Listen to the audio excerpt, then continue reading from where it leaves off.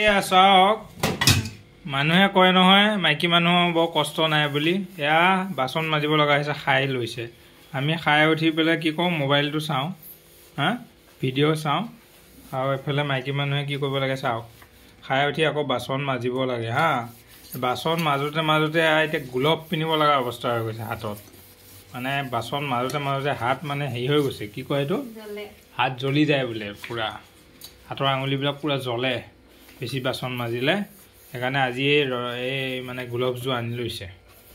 আপোনালোকেও আনি ল'ব পাৰে, এইযোৰ আনি ল'লে ভাল হ'ব, তেতিয়া বেছি সময় বাচন মাজিব পাৰিব। এতিয়া মই ভাবিছোঁ মানে বাচন মাজা মানুহ মানে এইটো লাগেই মানে বস্তুটো, এই উপকাৰী বস্তু। কিন্তু ইমান দিন এনেকৈয়ে টিকি থাকিলে, সময় নাই মানে গ্লভছ এযোৰ অৰ্ডাৰ দিয়া। তাৰপিছত আজি যেনে তেনে সময় মিলাই পেলাই বস্তুটো অৰ্ডাৰ দিলে। দামো বেছি নহয় একচুৱেলি, সময়ৰ অভাৱত মানে মোবাইল এনেই খুব চায়, কিন্তু ধৰি লওক সময় নাই মানে, সেইটো ডাউনলোড দিয়া সময় নাই না। সেইকাৰণে আজি যেনে আহি পালে আৰু যেনে বাৰু আপোনালোকেও দি ল'ব এইযোৰ মাইকী মানুহবিলাকে।